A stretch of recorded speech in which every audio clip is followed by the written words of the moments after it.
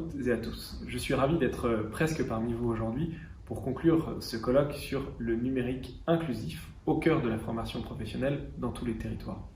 On le sait, ce combat pour le numérique inclusif, dans le quotidien et également pour avoir accès à l'emploi, pour développer ses capacités professionnelles, il est au cœur du quotidien des Français.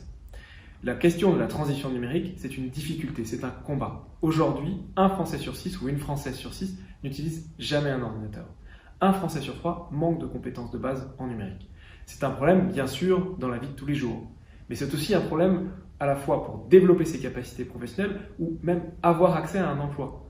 Quand on sait que la plupart des démarches, notamment celles qui donnent accès à Pôle emploi, se font sur Internet, on a besoin de faire progresser les Françaises et les Français dans leur maîtrise des outils numériques. C'est pour ça, notamment, que le gouvernement a décidé de faire un effort historique dans le cadre du plan de relance sur cette question de l'inclusion numérique, à la fois en finançant plus de lieux et plus de médiateurs numériques qui doivent permettre de faire progresser les Français. Mais c'est une mobilisation qui est beaucoup plus générale. On doit faire progresser la compétence de base des Français et des Françaises sur la question des capacités numériques, mais également leur compréhension des outils du numérique, leur maîtrise des outils du numérique, leur compréhension globale d'une grammaire numérique, car tous les emplois se transforment. On le sait, l'ensemble des études le montrent, de plus en plus, les emplois vont bouger, vont se transformer. De plus en plus, on a besoin de comprendre le numérique dans tous les emplois du quotidien, dans ce qui fait le quotidien des activités professionnelles, parce qu'on utilise de plus en plus d'outils numériques, parce qu'il faut comprendre le numérique pour réussir à bien... Je vais recommencer à... On le sait. On le sait, on a besoin de plus en plus de maîtriser le numérique au quotidien, chacun dans son emploi. C'est pour ça qu'on doit travailler entre les acteurs de la formation continue, les institutions, les associations, tous ceux qui accompagnent les Français pour faire en sorte de développer leurs capacités numériques. C'est indispensable pour que nos concitoyens aient accès à de nouveaux emplois. C'est indispensable pour lutter contre le chômage. C'est aussi indispensable pour la compétitivité de nos entreprises et notamment des TPE-PME au cœur des territoires.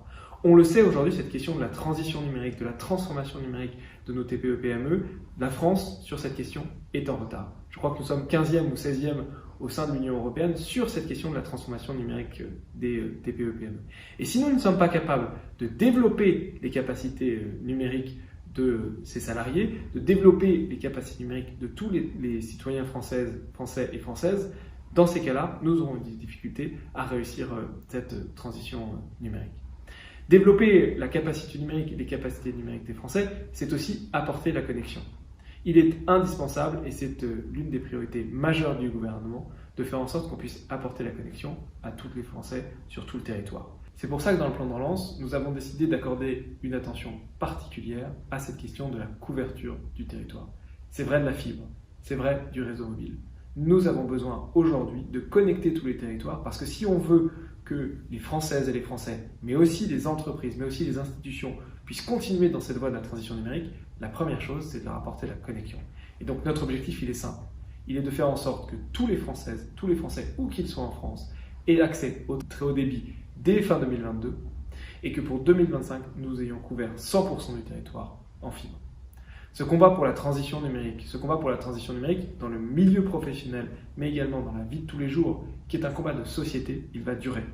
Nous avons besoin de travailler tous ensemble sur le sujet, à la fois le pouvoir public, bien sûr, les entreprises privées qui doivent accompagner leurs salariés, les institutions telles que le Conservatoire national des arts et métiers, et toutes les parties prenantes de la société civile, que ce soit les think tanks, les associations. Nous devons réussir cette transition numérique, c'est une question individuelle, sociale, sociétale, c'est aussi une question économique, mais je pense que si nous voulons réussir à transformer la France pour la faire réellement entrer dans cette économie du XXIe siècle, alors nous n'avons pas de choix que de réussir.